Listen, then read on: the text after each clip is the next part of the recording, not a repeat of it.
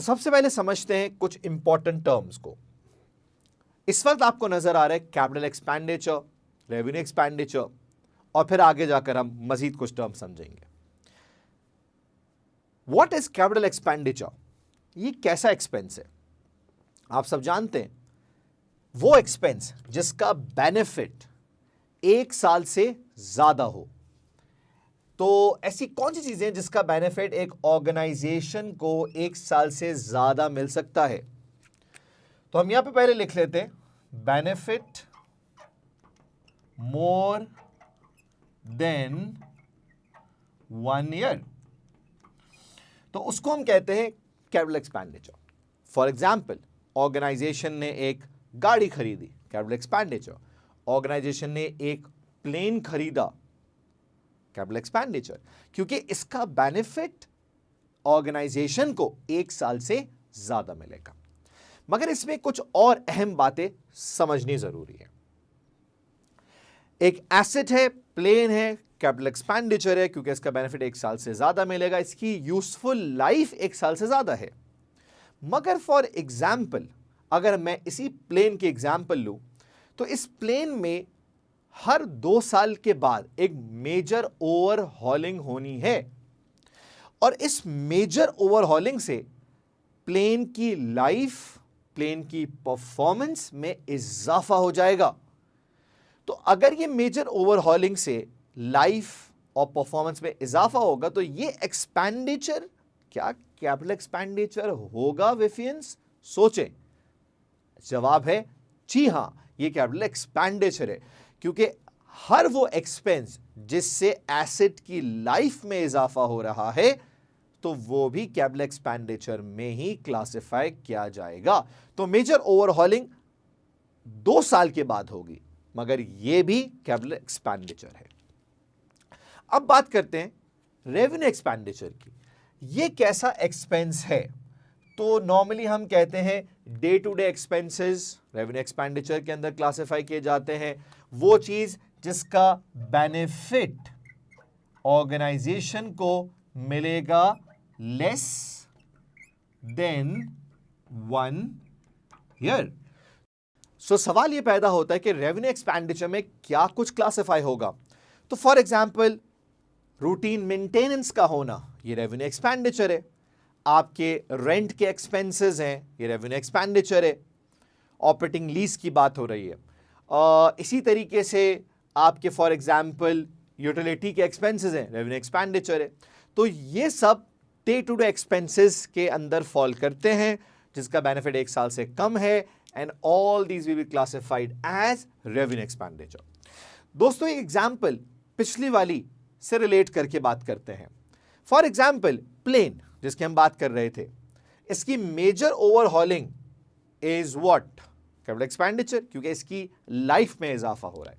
मगर जो routine maintenance है प्लेन की, आप क्लीनिंग कर रहे हैं, प्लेन की रूटीन मेंटेनेंस कर रहे हैं, वो रूटीन मेंटेनेंस क्या कैपिटल में फॉल करेगी या रेवेन्यू में? तो जवाब सिंपल है, वो फॉल करेगा रेवेन्यू एक्सपेंडिचर के अंदर, क्योंकि इस रूटीन मेंटेनेंस से प्लेन की लाइफ में इजाफा नहीं हो रहा, बल्कि उसकी लाइफ इस वजह से मेंटेन रहेगी, इंटैक्ट रहेगी। तो that will be classified as revenue expenditure. अब आप सोच रहे होंगे कि ये हमने टर्म्स जो कि नॉर्मली आप फाइनेंशियल अकाउंटिंग के एरियाज में पढ़ते हैं, यहां क्यों पढ़ा? दोस्तों, इसका बड़ा सिंपल सा जवाब है, क्योंकि इन्वेस्टमेंट अप्रेजल के अंदर आप बात करेंगे इन्वेस्टमेंट की, आप बात करेंगे इन्वेस्टमेंट को एक्सेप्ट करना है, रिजेक्ट करना है, तो उसके लिए यकीनी तौर पर आपको इन्वेस्टमेंट के कैश फ्लोज को देखना पड़ेगा। बहुत सारे कैश फ्लोज होंगे जो रेवेन्यू एक्सपेंडिचर नेचर के होंगे, बहुत सारे कैश फ्लोज होंगे जो कैपिटल एक्सपेंडिचर नेचर के होंगे।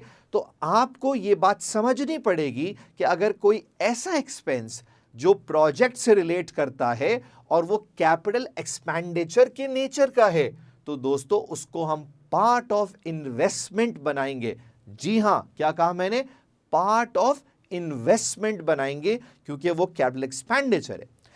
ऐसा एक्सपेंस जो रेवेन्यू नेचर का है, तो वो आपके ऑपरेशनल कैश फ्लोज में फॉल करेगा, जो इन्वेस्टमेंट से रिलेटेड ऑपरेशनल एक्सपेंसेस होंगे उसमें फॉल करेगा, तो आप उसको ऑपरेशनल कॉस्ट के अंदर लेके जाओगे। दिस मींस, ये बहुत इंपॉर्टेंट है कि आप इस बात को पहचानो कि कौन से एक्सपेंसेस कैपिटल नेचर के हैं, कौन से रेवेन्यू नेचर के हैं, क्योंकि आपको उसके अकॉर्डिंगली इसको स्प्लिट करना पड़ेगा into investment and operational cash flows, जिसको हम ऑपरेशनल एक्सपेंसेस भी कह सकते हैं। तो यहां पर आपको ये बात समझ आ गई है कि हमें इसको समझना क्यों जरूरी है कि what is capital expenditure and what is revenue expenditure. याद रखिएगा वेफियंस, जिसका बेनिफिट 1 साल से ज्यादा है वो कैपिटल नेचर में जाएगा, जिसका बेनिफिट 1 साल से कम है वो रेवेन्यू नेचर में जाएगा। मूव करते हैं नेक्स्ट एरिया की तरफ, जहां पर हम मजीद इंपॉर्टेंट टर्म्स को समझेंगे। अब जो हम बात करने जा रहे हैं इंपॉर्टेंट टर्म्स की, वो रिलेट करती है रेलेवेंट कैश फ्लोज से। आप यहां फिर सोच रहे होंगे कि रेलेवेंट कैश फ्लोज से इसका क्या कनेक्शन है, क्या ताल्लुक है। पहले हम बेसिक पॉइंट्स डिस्कस कर लेते हैं, फिर हम बात करते हैं कि इन्वेस्टमेंट अप्रेजल में इनकी क्या जरूरत है। तो एक ऐसा कैश फ्लो जो डिसीजन मेकिंग के लिए रेलेवेंट होता है उसको हम रेलेवेंट कैश फ्लो कहते हैं, और ये वो कैश फ्लो होता है जो डिसीजन मेकिंग के लिए ज़रूरी है, क्योंकि अगर आप किसी चीज़ का डिसीजन लोगे तो ये कैश फ्लो अराइज हो जाएगा, तो इसको हम रेलेवेंट कहते हैं। अब सवाल ये पैदा होता है कि कौन सी ऐसी चीज़ें हैं जो डिसीजन मेकिंग के लिए रेलेवेंट है। तो वेफियंस, यहां पर आपको याद रखना है, अगर कोई चीज़ इंक्रीमेंटल नेचर की है तो वो रेलेवेंट है, या फिर अगर कोई चीज अपॉर्चुनिटी कॉस्ट के फॉर्म में अराइज हो रही है तो वो भी रेलेवेंट है। तो यहां पर मैं वर्ड ऐड कर रहा हूं और का, जिससे ये बात समझ आती है कि एक चीज रेलेवेंट होगी या तो इंक्रीमेंटल की वजह से, या फिर वो रेलेवेंट होगी बिकॉज ऑफ अपॉर्चुनिटी कॉस्ट। कुछ एग्जाम्पल्स यहां पर हम ले लेते हैं।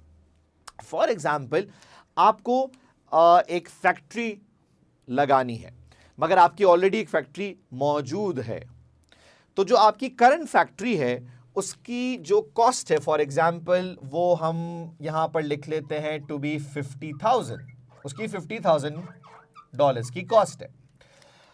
अब आप सोच रहे हैं कि दूसरी फैक्ट्री भी लगाते हैं, तो दूसरी फैक्ट्री के लगाने के बाद जो आपकी टोटल कॉस्ट हो जाएगी वो दोनों की मिलाकर हो जाएगी, लेट्स सपोज $85,000 की cost.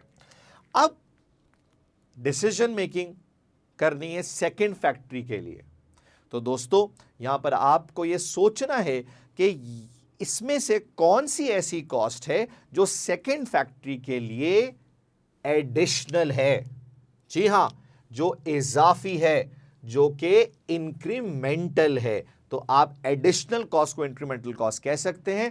So the answer is very simple कि आप 85,000 माइनस 50,000 से इंक्रीमेंटल कॉस्ट आ जाएगी आपके पास 35,000। तो ये जो 35,000 है ये इंक्रीमेंटल कॉस्ट है। तो सेकेंड फैक्ट्री के डिसीजन के लिए हमारे लिए जो रेलेवेंट कॉस्ट है वेफियंस, वो है 35,000, जिसको हम कहेंगे इंक्रीमेंटल कॉस्ट। ये रेलेवेंट कॉस्ट है। तो सेकेंड फैक्ट्री की जब कॉस्टिंग कर रहे होंगे तो हम सिर्फ 35,000 को कंसिडर करेंगे। अब अगली बात है अपॉर्चुनिटी कॉस्ट, कि एक अपॉर्चुनिटी कॉस्ट कैसे रेलेवेंट बन सकती है। तो एक छोटी सी एग्जांपल यहां पर भी लेते हैं। फॉर एग्जांपल, आप जॉब कर रहे हैं, ठीक है, तो आपको वहां पर तनख्वाह मिलती है और आपकी तनख्वाह है लेट्स सपोज कितनी, चलें $1,000 कर लेते हैं। तो आपकी तनख्वाह $1,000 की है, ठीक है। अब आपको एक दिन कॉल आ गई दूसरी जगह से और एक नई ऑफर आ गई। पहली जॉब की तनख्वाह $1,000, दूसरी जॉब से आपको ऑफर मिल गई और वो ऑफर कितनी है, वो है फॉर एग्जाम्पल $1,200।